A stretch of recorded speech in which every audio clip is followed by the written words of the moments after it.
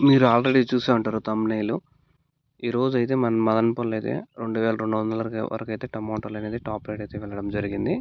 ఇంకా ఈరోజు మనం ఈ వీడియోలో టమాటా రేట్ ఎందుకు పెరుగుతాంది, ఓకే, పెరగడానికి గల కారణాలు, అలాగే నవంబర్, డిసెంబర్‌లో గల రేట్లు ఉంటాయా, ఉండవా అనేది ఈ వీడియో ద్వారా తెలుసుకుందాం. మీరు గనుక ఫస్ట్ టైం గనుక మన ఛానల్‌ని చూస్తున్నట్లయితే ఛానల్‌ని సబ్స్క్రైబ్ చేసుకోండి. అలాగే లైక్ అండ్ షేర్ చేయండి. ఇంకా ఈరోజు విషయానికొస్తే మదనపల్లిలో అయితే 2200, కోలార్‌లో అయితే 1000-1200 రూపాయల వరకు అయితే టాప్ రేట్ అయితే వెళ్ళడం జరిగింది. ఇంకా ఈ టమాటాలు మనమైతే నా వీడియోస్ చూసే ఉంటారు ముందు. ఇప్పుడైతే ఇదివరకు 2 ఆర్ 3 టైమ్స్ చెప్పాము. మనమైతే ఎప్పుడు నాటామో, కొంతమంది నేనెప్పుడు టమాటా నాటానో అప్పుడు కూడా నాటింటారు. వాళ్ళకైతే 100% అనేది రేట్ అయితే వచ్చింది. మీరైతే బ్యాక్ వెళ్ళి వీడియోస్ కూడా చెక్ చేసుకోవచ్చు. కొంతమంది నేను వీడియో 100% వీడియో అప్లోడ్ ఇచ్చింటాను నాటినప్పుడు. అప్పుడు నాటినోళ్ళకైతే రేట్ అయితే వచ్చింటుంది. ఇప్పుడు కూడా అయితే మనమైతే రేట్‌కి నేను అప్పుడు నాటాను. కాయలు వచ్చేదానికి రెడీగా ఉన్నాయి మనకైతే. ఇంగా 10 డేస్, 15 డేస్‌కైతే కాయలనేవి శాంపుల్ పడతాయి.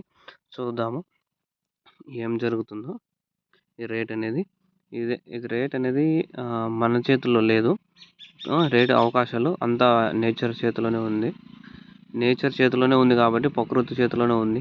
వర్షాలు ఎక్కువ పడడం వల్ల మెయిన్ ఏమంటే వర్షాలు అన్ని రాష్ట్రాల్లోనూ ఎక్కువ పడిపోయాయి. మహారాష్ట్రలో పడ్డాయి, కర్ణాటకలో పడ్డాయి, కేరళలో పడ్డాయి, ఆంధ్రాలో పడినాయి, తెలంగాణలో పడ్డాయి. ఈ సౌత్ స్టేట్లు, దక్షిణాది రాష్ట్రాలు అన్ని రాష్ట్రాల్లోనూ మెయిన్ వర్షాలు పడ్డాయి. కోస్తాకల్లో కూడా పడినాయి. ఇక మెయిన్ ఏమిటి, రాయలసీమ డిస్టిక్‌లో మాత్రం వర్షం పడలేదు. ఈ కోలారు, ఈ రాయలసీమ డిస్టిక్‌ల్లో. కానీ వర్షాలు పడడం వల్ల ఒకటి మెయిన్ టమాటాకి డ్యామేజ్ ఎక్కువ జరిగింది. ఇంకోటి ఏమంటే అన్ని పంటలకి గెజ్జి మచ్చలు అనేటివి ఎక్కువ అయిపోతున్నాయి కాయలు. చలికాలం పెట్టే పంటలు ఒకటి గుర్తుపెట్టుకోండి. ఎండాకాలం పంటలకైతే నీకు ఒక కాయకి అనేది మచ్చలు, గెజ్జి అనేది ఏమి పడదు. ఎందుకంటే ఆ వెదర్‌కి, హీట్‌కి కీటకాలు, ట్రిప్స్, ఓకే, అలాంటివన్నీ చనిపోతాయి. అంటే 90% చనిపోతాయి. 10% అంత పెద్ద ప్రాబ్లమ్ కాదు.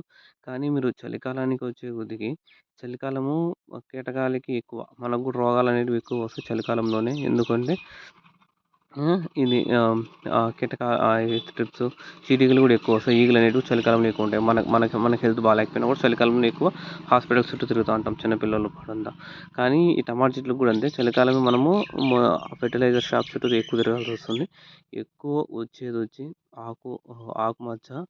ఆకుమచ్చలు ఎక్కువ వస్తాయి. అలాగే కాయలు గెజ్జి మచ్చలు అనేటివి ఎక్కువ వస్తాయి. మీరనేది 100% వారానికి ఒక స్ప్రే చేసుకుంటేనే బచ్చపడతాం.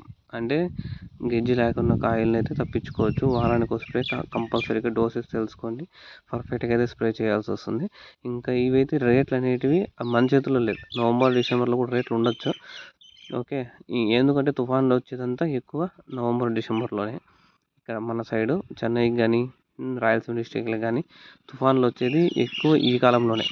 నవంబర్‌లో ఎక్కువ తుఫాన్లు వస్తాయి. ఆఫ్టర్ దీపావళికి అయితే తుఫాన్లు అయితే 90% పట్టుకుంటాయి. ఓకే. 4 దినాలు వరుసగా వర్షం పడినా టమాటా చెట్లు ఏం మిగలవు. అంతా నల్లమచ్చ రోగం అంతా వచ్చేస్తుంది.